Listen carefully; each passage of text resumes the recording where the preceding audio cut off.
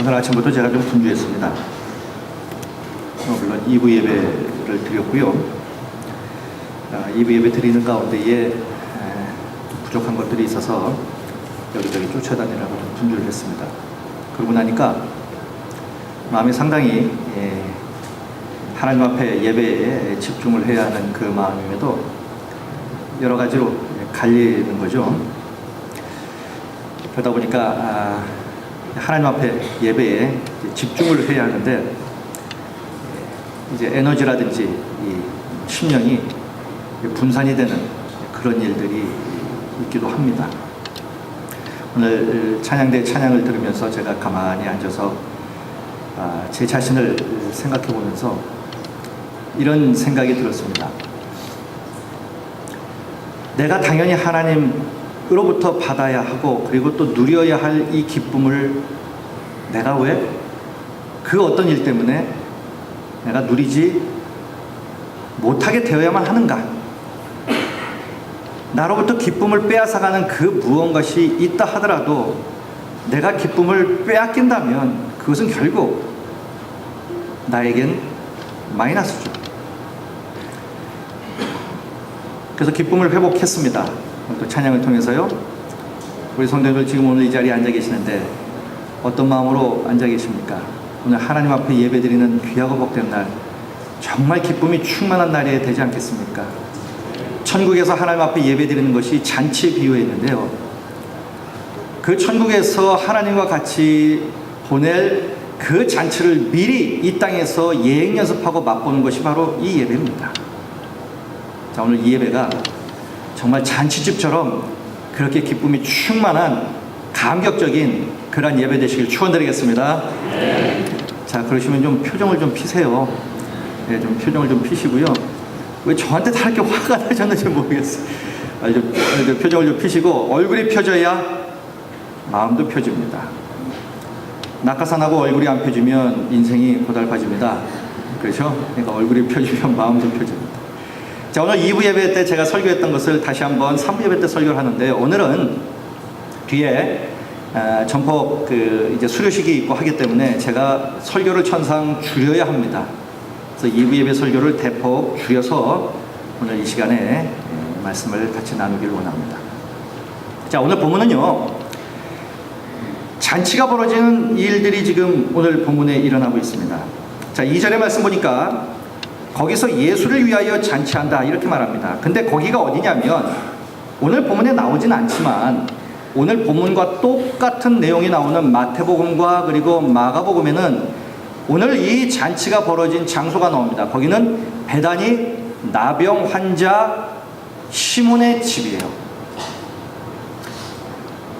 베다니에 살았던 나병 환자였던 시몬의 집에서 지금 잔치가 벌어졌습니다. 근데 그 잔치의 목적은 뭐였냐면 예수를 위해서 잔치가 벌어졌어요. 이 잔치라고 하는 것이 이 돈이 많아야 하는 것만은 아닌 것 같아요. 오늘 이 집에서 일어났던 이 잔치는 정말 찢어지게 가난한 집안에서 있었던 잔치였습니다. 자, 오늘 이 잔치를 지금 벌렸던 사람은 시몬. 이 사람은 나병 환자였습니다. 그때 당시 나병 환자는 불치병이죠. 이 나병 환자가 되면 세 가지가 그에게 일어납니다. 첫째는 박탈이 일어납니다. 그러니까 지위가 박탈이 되고요. 가지고 있는 모든 것이 다 박탈이 됩니다. 두 번째로는 단절이 일어납니다. 모든 사람들로부터 다 단절이 되어버립니다. 그래서 성 밖에, 마을 밖에 움막에서 혼자 움막을 짓고 살다가 죽습니다. 세 번째는 저주입니다. 하나님이 그를 저주했다 이렇게 사람들이 여겨서 동네에 들어오면 돌로 쳐 죽여버렸습니다. 이것이 그 당시에 나병 환자였습니다. 이 사람이 바로 시몬이었다는 거예요. 나병 환자였으니 이 집은 볼 것도 없죠. 이 사람이 지금 나이가 몇 살인지는 모르겠지만 분명 가장이었을 겁니다. 그러고 보면 이 집안은 이제 더 이상 끝난 겁니다. 그때 당시는 여자가 일할 수 있는 상황이 아니었거든요. 가장이 나병에 걸려서 집을 나갔다? 그럼 끝난 거예요. 그리고 그 동네가 배단이라고 하는 것을 보면 이 동네는 정말로 찢어지게 가난한 사람들만 모인 그런 곳이야. 거기에는 그 당시에 이 팔레스타인, 이 이스라엘은요, 도성이 예루살렘이었습니다. 이 도성 예루살렘 안에 돈 많은 사람, 권력자, 소위 내노라는 사람들은 이 예루살렘 도성 안에 살았습니다. 그리고 대부분의 사람들은 전부 다 도성 밖에 살았어요. 더더욱 이 베단이라고 하는 곳은 어디냐면 바로 예루살렘 도성 바로 옆에 있습니다. 그러니까 이 도성에 돈 많고 권력 있는 사람들 밑에서 무언가 부스라기라도 떨어지는 것을 먹고 살려고 모인 정말 찢어지게 가난한 사람들이 모인 것이 바로 이 베단이에요. 이곳에 살았던 사람이 시몬입니다. 그것도 나병 환자. 그러니까 베단이는요, 지금으로 우리나라로 말하면 이런 거예요. 옛날에 그 군사 정권 때 외국에서 사람들이 들어오면 너무 이 나라가 형편없는 거예요. 서울도. 그래서 한양대학교 그 옆에 보면 청계천이 흘러요. 그 청계천에 환자집들이 질비하게 늘어서 있을 때가 있었습니다. 그래서 그 청계천에 살고 있었던 그 사람들을 다 모아다가 서울 근교의 산꼭대기에다 그 사람들을 다 모아놓고 살게 했죠. 그것이 지금은 이제 큰 도시가 되었고요. 이제 그 도시 안엔 이제 천당 바로 밑에 있다는 곳도 이제 있죠. 어디지 이해하시죠? 그런 곳입니다. 그런 곳이 바로 이 베단이었어요. 그러니까 이 베단이에 살고 있었던 시몬, 그것도 나병 환자였던 이 시몬은 정말 찢어지게 가난한, 정말 입에 풀칠할 것도 없는 그러한 형편에 있었던 사람이었습니다. 자, 이 사람이 지금 잔치를 벌이고 있는 거예요. 누구를 위해서요? 예수를 위해서. 이 찢어지게 가난한 이 집안에서 잔치를 벌이고 있었던 이 잔치의 목적은 예수님 때문이었다는 겁니다. 이유는 그 예수님이 자기의 나병을 고쳐주셨기 때문에. 예수님이 그를 고쳐주자 세 가지가 다시 그에게 회복이 되었습니다. 박탈당했던 것을 이제 회복해왔어요. 마을의 구성원이라고 하는 것을 박탈당했는데 이제 마을로 들어와서 살게 되었습니다. 그리고 이제 단절이었죠. 사랑하는 사람들과 단절된 것이 이제 다시 사랑하는 가족과 살게 되었습니다. 그리고 사람들이 저주하고 하나님이 저주하는 사람이었다라고 하는 것이 이 저주가 풀리게 되었어요. 완전히 새로운 삶을 그가 살게 됩니다. 예수님으로 말미암아 새로운 인생이 그에게 주어진 거예요. 이것이 너무너무 감사해서 너무너무 감격적이어서 정말 없는 형편이지만 그 예수님을 초청하여서 지금 잔치를 벌이고 있는 겁니다. 그러니까 시몬에게 있어서 잔치를 열 이유는 예수님이었어요. 예수님이었다는 거죠. 그가 인생의 그 어떤 노다지를 그가 얻었기 때문에 잔치를 여는 것이 아닙니다. 사실 가만히 보면 사람들은요, 정말 잔치하고 싶어 합니다. 잔치할 일이 내 삶에 생기기를 원해요.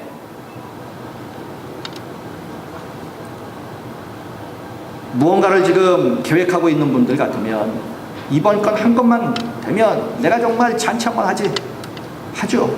내가 이번에 승진만 하면 내가 정말 잔치 한번 하지. 내가 이번에 무언가를 내가 지금 계획하고 있는데 이것이 성사되어서 정말 엄청난 것을 내가 따내면 내가 잔치 한번 하지. 합니다. 이 희생들이 있는 집안 같으면 이번에 내가 우리 아들이 우리 딸이 이번에 아무튼 목표한 데 들어가면 잔치 한번 하지. 합니다. 잔치할 이유와 목적을 찾아요. 그런데 지금 시몬은 이 찢어지게 가난한 그 형편 속에서 그가 지금 잔치한 이유는 오직 하나, 예수님을 위해서 잔치했다는 얘기입니다. 이렇게 한번 질문을 드리고 싶습니다. 여러분들 평생의 신앙생활에서 정말 예수를 위해서 잔치를 열어본 적이 있으십니까? 오늘 이 자리가 잔치하는 자리인데, 그렇다면 지금까지 우리가 평생 예배를 드리면서 정말 그 우리의 예배를 받으실 그 예수 그리스도 우리 하나님을 위하여 정말 잔치하는 마음으로 한번 예배 드려보신 적이 있으십니까?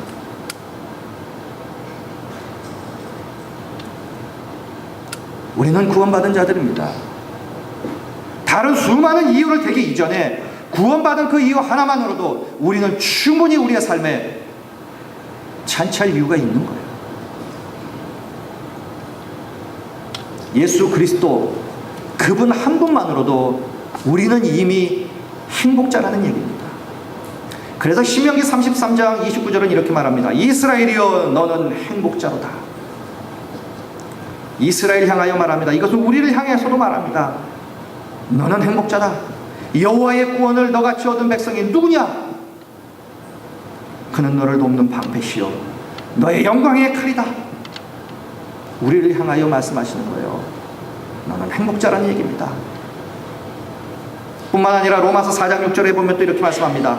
일한 것이 없이 하나님께 의로 여기심을 받는 사람의 행복에 대하여 다윗의 말한 바. 자, 여기 보니까요, 일한 것이 없이 하나님께 의로 여기심을 받았다는 거예요. 일한 것이 없는데 의로 여기심을 받았다. 이 말이 무슨 말입니까? 이 말은 이런 의미예요. 칭찬받을 일을 하나님 앞에 한 적이 없는데도 하나님이 우리를 칭찬하시는 거예요. 하나님으로부터 상 받을 만한 일을 한 적이 없는데도 우리에게 상을 베풀어 주시는 겁니다. 의로운 일을 한 일이 없어요. 오히려 죄만 짓고 살았는데도 불구하고 우리를 의롭다라고 여기시는 겁니다. 무엇 때문입니까? 예수 그리스도로 말미암아 구원받았기 때문에. 이런 의미에서 우리는요, 우리의 삶에서 잔치할 이유를 찾아다닐 삶이 아니라 당연히 잔치해야 할 그러한 삶이라는 거예요. 누구 때문에요? 오늘의 본문의 시몬처럼 예수님 때문에 우리도 잔치해야 할 그런 삶이라는 거예요. 예수님이 우리에게 베푸신 구원의 은총 하나만 가지고도 우리는 충분히 감사하고 우리는 충분히 잔치하는 삶을 우리는 살아야 합니다. 지금까지 베풀어 주신 그 수많은 은혜를 우리가 생각해 보면 우리는 충분히 감사해야 하고 충분히 우리는 잔치하며 사는 그런 인생이 되어야만 한다는 겁니다. 그런데 사람들은 그렇지 않아요. 하나님 외에 그 어떤 다른 것으로 잔치하려고 합니다. 하나님 외에 그 어떤 다른 것으로 감사하려고 합니다. 하나님이 아니라 하나님으로는 부족한 거예요. 그 어떤 무엇으로 내가 만족을 얻으려고 한다는 얘기입니다. 여러분, 구원받은 우리의 예수 그리스도의 자녀들, 우리의 하나님의 자녀들 우리가요, 구원받은 이 감격으로 우리가 감사할 수 없다면 다른 것으로도 우리는 감사할 수 없는 자들입니다. 이것보다 더 큰 감사의 조건이 어디 있습니까?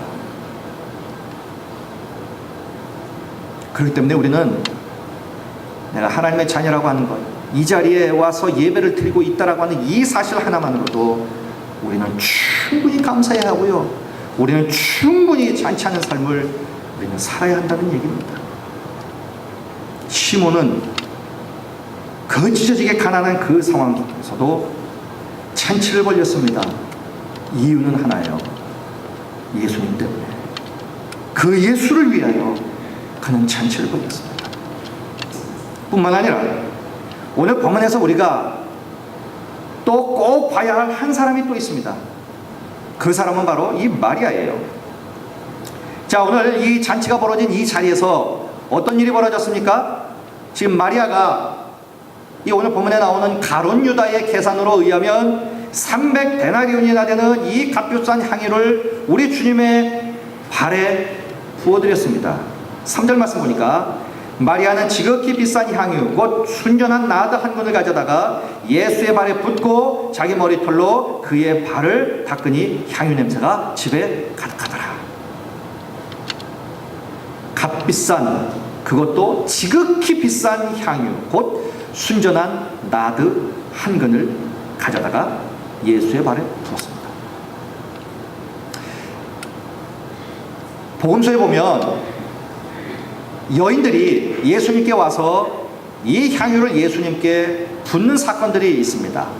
자, 그러면 예수님은 이 여인들로부터 몇 번이나 향유를 받으셨을까 하는 겁니다. 제가 다 찾아봤습니다. 그랬더니 총 4번이 나옵니다. 그러니까 마태, 마가, 누가, 요한복음 이 사복음서에 전부 다 예수님께 향유를 부어드린 사건은 다 나옵니다. 그렇다면 예수님이 4번의 향유를 받으셨느냐? 아닙니다. 우리 예수님은 2번 향유를 받으셨습니다. 첫 번째는 바로 오늘 본문 이 요한복음 12장과 그리고 마태복음과 그리고 마가복음에 나옵니다. 이 3군데 나오는 것은 똑같은 사건입니다. 똑같은 사건을 그렇게 기록을 했고요. 그리고 누가복음 7장에 나오는 것은 바리새인의 집에서 잔치가 열렸는데 그것에 예수님이 참석을 하고 그때 죄 많은 여인이 와서 향유를 예수님께 부어드렸습니다. 그러니까 예수님은 공생의 기간 동안에 총 2번의 향유를 받으셨습니다. 그 중에 한 사건이 바로 오늘 이 사건입니다. 그런데 이 향유를 가룟 유다는 계산을 했는데 300데나리온, 자 이렇게 계산을 했습니다. 자, 향유는 말 그대로 향기가 나는 기름입니다. 영어 성경에 보면 perfume 이렇게 번역을 했습니다. 그러니까 향수라고 보면 될 것입니다. 자, 그렇다면 이 마리아가 예수님께 부어드린 이 향기 나는 기름, 이 향유는 그럼 어떤 향유냐? 오늘 본문에는 그 향유의 종류가 나옵니다. 그것은 바로 나드라는 거예요. 나드, 순전한 나드 한 근. 그러니까 이 나드라는 것은 식물입니다. 식물의 뿌리를 가지고 거기에서 이 향유를 추출해냅니다. 이것이 바로 나드 향유입니다. 자, 그런데 이 나드 향유가 비싼 이유가 있습니다. 원산지는 인도고요. 그때 당시에 인도를 중심으로 해서 유럽, 아프리카, 아시아까지 그때 당시에 가장 비싼 향유는 나드 향유였습니다. 뿐만 아니라 그때 당시 사람들 가운데에 가장 비싸게 나가는 무역품이 바로 이 나드 향유였습니다. 그러니까 사람들은 자기의 부를 축적하기 위해서, 돈을 벌기 위해서 집안에 쌓아두는 것, 이게 시간이 지나면 점점점 비싸지거든요. 이 물품이 바로 나드 향유였다는 겁니다. 지금으로 말하면 금 정도 되지 않을까 싶습니다. 그것이 바로 그 당시의 나드 향유였습니다. 이 나드 향유는 액체와 그리고 기체로, 가루로 이렇게 판매가 됩니다. 액체와 가루로 판매가 되는데요. 용도는 이렇습니다. 첫째, 여자들의 최고급 화장품. 두 번째, 최고급 향수. 그리고 세 번째, 최고급 장례 용품이었어요. 그래서 예수님도 말씀하시잖아요. 저 여인이 나의 장례를 준비한다. 그 물건이 그렇게 쓰였기 때문에 그렇게 말씀합니다. 자, 이것이 바로 나드 향유였어요. 300데나리온이나 되는 그 나드 향유를 부어드렸습니다. 자, 그러면 이 300데나리온이나 된다는 이 300데나리온은 그럼 얼마큼 되는가? 이 데나리온이라고 하는 건 이 화폐 단위는요, 로마의 화폐 단위입니다. 그러니까 그 당시 이스라엘이 로마의 속국이었으니까 당연히 로마의 화폐를 썼겠죠. 1데나리온이 그때 당시 노동자가 하루 노동을 하면 받는 하루품삯이었습니다. 그러니까 그때 당시에 모든 돈의 가치 기준은 데나리온이었습니다. 그러니까 노동자가 하루 일하는 그 하루 품삯이 그때 당시에 돈의 가치의 기준이었어요. 그러니까 300데나리온이니까 어떻게 됩니까? 1년 연봉이 됩니다. 지금으로 말하면 2천만 원 이상이 되는 값어치라는 겁니다. 이 여인이 한순간에 2천만 원 이상 되는 이 향유를 예수님께 부어드렸어요. 도대체 이유가 뭐냐는 겁니다. 그 이유를 알고 싶다는 거죠. 이 여인은 이 비싼 이것을 한순간에 예수님 발에 부은 이유가 뭐냐. 설교 준비를 하다 이런 의문이 생깁니다. 지금 이 마리아는요, 나사로의 여동생입니다. 이 나사로도 베다니에 삽니다. 아시다시피 거지 나사로예요. 찢어지게 가난한 3남매입니다. 이렇게 찢어지게 가난한 3남매가 무슨 돈으로 2천만 원짜리 이 나드 향유를 샀느냐? 제 추측으로는 아마 평생 조금씩 모아뒀던 모양이에요. 아마도 조금 웃긴 그런 추측이지만 마리아도 역시 마찬가지로 그것으로 돈을 불려나갈 요량으로 아마 조금씩 구입을 했던 모양이겠죠. 하다 보니까 그것이 300데나리온이나 되는 양의 향유가 모아진 것 같아요. 이것을 한순간에 예수님께 다 쏟아 부었다는 겁니다. 그럼 도대체 이유는 뭘까? 아까 시몬은요, 예수님이 자기의 나병을 고쳐주심으로 말미암아 이것이 너무너무 감사해서 정말 입에 풀칠하기도 어려운 그 집안에서 그가 잔치를 벌여 예수님을 대접했습니다. 그 잔치의 목적은 예수를 위해 벌린 잔치였어요. 이것처럼 이 나사로의 여동생 마리아가 2천만 원 이상이나 되는 이 향유를 단 몇 초에 예수님의 발에 부어드린 이유는 그의 오빠가 살았거든요. 나사로는 죽었지 않습니까? 이 죽은 오라버니, 이 나사로를 예수님께서 나흘 만에 살려주셨어요. 이것이 너무너무 감사해서 그 감사에 대한 표현, 우리 예수님에 대한 사랑의 표현, 그래서 이제 주님을 위해서 이제 평생 살겠습니다 하는 헌신의 표현으로 자기의 전 재산을 다 예수님께 부어드린 겁니다. 자, 그렇다면 오늘 본문에서 우리가 알 수 있는 것이 있습니다. 나병 환자 시몬이나 나사로의 여동생 마리아는 예수님으로 인해서 너무너무 감사해요. 그 감사의 표현을 예수님께 드렸다는 겁니다. 한 사람은 찢어지게 가난한 형편이었음에도 예수님을 위해 잔치를 마련했고요. 다른 한 사람 역시 찢어지게 가난한 형편 중에도 안 먹고 안 입고 안 쓰고 모은 돈으로 구입한 엄청나게 값비싼 자기의 전 재산 나디 향유를 예수님께 단 몇 초 만에 다 부어 드려버린 겁니다. 은혜를 받았기 때문이에요. 여러분, 은혜는요 단지 받은 것으로 끝나는 것이 아닙니다. 은혜는 그 은혜에 대한 감사가 없으면 그것은 은혜를 받은 것이 아니라는 거예요. 하나님의 은혜는 우리가 감사한 마음을 가지고 감사를 표현할 때 진정한 은혜가 되기 때문입니다.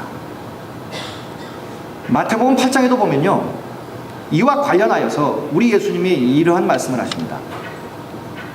이 마태복음 8장에도 보면요, 또 다른 나병 환자를 우리 주님께서 고쳐주세요. 성경에는 나병 환자들이 많이 나왔어요. 그 당시에 워낙 많은 그런 질병이었기 때문이겠죠.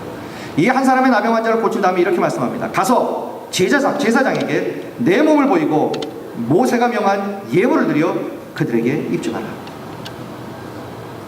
레위기 14장에 보면요, 이때 당시에 어떻게 예물을 드려야 되는지가 자세히 쭉 나와 있습니다. 그럼 왜 예물을 드려야 되느냐? 내가 고침받았으니까, 하나님의 은혜를 입었으니까 감사를 표현하라는 얘기예요. 예물을 드리면서 감사를 표현하는 겁니다. 예수님도 그렇게 하라고 그랬어요. 이러듯 감사는 내가 받은 감사거리로 그것을 주신 하나님께 표현하는 것이 감사입니다. 참, 그러고 보면 우리 한국 사람들이 가만 보면 이 감사에 대한 표현을 잘 못합니다. 간혹 이런 경우가 있습니다. 이제 무거운 걸 들고 이제 가는 분들, 아니면 애 때문에 애 밀어야죠. 그 다음에 가방 들어야죠. 그래서 문을 못 열고 그러고 있으면 이제 대신 문을 열어드리고 가방을 들어서 이제 엘리베이터를 태워드리고 그럽니다. 그래도요, 감사합니다 한마디 안 해요. 감사합니다 한마디 안 하더라고요. 참, 감사합니다 이야기를 들으려고 한 건 아니지만 그렇습니다. 참 감사에 인색한 그런 민족이 아닐까 하는 생각이 참 많이 들어요. 미국에서는 아내에게 하루에 3번 사랑한다라고 이야기를 하지 않으면 이것도 이혼 사유가 됩니다. 그런데 한국에서는 반대로 아내에게 하루에 3번 사랑한다고 얘기하면 이것 때문에 이혼하는 경우가 생깁니다. 반대로 이유는 느닷없이 안 하던 짓을 하니까 왜 그러냐고 캐묻습니다. 아무 일이 없다, 아니야 분명히 무슨 일이 있을 거야 하다가 싸우다가 이혼하죠. 이게 참 감사 표현한 게 이게 쉬운 것 같으면서도 어렵게 생각하는 사람들이 참 많은지, 이런 사람도 있습니다. 평생 아버지가 쓰지 않고 돈을 모았어요. 그리고 자식에게 물려주고 죽었습니다. 그런데 예수를 안 믿었어요. 그래서 지옥에 갔습니다. 30년쯤 지나니까 어디서 많이 본 사람이 돌아왔어요. 보니까 자기 아들이에요. 그래서 아버지가 묻습니다. 야, 네가 이곳에 왜 왔느냐? 그랬더니 이 지옥이라는 곳은 불평하는 사람들이 모인 곳이거든요. 그러다 보니까 이 아들이 하는 얘기가 아버지 때문에 왔다고 불평을 합니다. 그러니 이 아버지가 그 얘기를 듣고 또 불평합니다. 야, 내가 너 때문에 내가 평생 하나도 못 쓰고 내가 예수도 못 믿고 돈 하다가 내가 이곳에 왔는데 왜 나 때문에 네가 이곳에 왔느냐? 그랬더니 이 아들이 불평을 하면서 이렇게 말하더라는 거예요. 아버지가 남겨준 돈 쓰다가 제가 죄만 짓다 이곳에 왔습니다. 그러더라는 거예요. 이런 인생에는요, 아무리 많은 것이 있어도 이 감사가 없으면 그건 삶 자체가 지옥입니다. 죽어도 지옥을 가는 게 아니라 사는 것 자체가 지옥이에요. 하지만 세상 그 어떤 것이 아닌 예수님 한 분만으로 감사할 수만 있다면, 그래서 우리 주님께서 주신 그 은혜에 날마다 감사하며 그 감사를 표현하며 살 수만 있다면, 그런 인생이라면 그 인생은 진짜 기쁨이 충만한 인생이에요. 잔치하는 인생이 될 겁니다. 그래서 독일의 유명한 신학자 본헤퍼라고 하는 분은 이런 얘기를 했어요. 범사에 감사하는 사람이 믿는 사람이고요, 범사에 불평하는 사람은 믿지 않는 사람이다. 그렇다면 우리는 믿는 사람입니까? 아니면 믿지 않는 사람입니까? 믿는 사람은 당연히 감사하며 살아야 된다는 거죠. 그리고 감사할 뿐만 아니라 그 감사를 고백하고 그 감사를 표현하며 살아야 된다는 얘기입니다. 그래서 여러분, 살면서요, 감사할 수 있는 상황을 달라고 기도하기 전에요, 감사할 수 있는 믿음을 달라고 먼저 기도하십시오. 감사를 고백하고 감사를 표현할 수 있는 믿음을 달라고 그렇게 기도를 하시라는 겁니다. 그러면 분명 우리의 감사의 그릇도 커지고요, 또한 감사의 그릇만큼 또 다른 감사의 열매 역시 우리에게 차고 넘치게 될 줄로 믿습니다. 자, 이렇게 어떤 상황에서도요, 절대로 감사만큼은 포기하지 마시고요, 더욱 풍성한 감사의 조건과 그리고 감사의 열매가 우리의 삶 전체에 차고 넘치는 이 복된 삶이 저희들의 삶이 되시기를 주님의 이름으로 간절히 축원드리겠습니다. 기도하시겠습니다.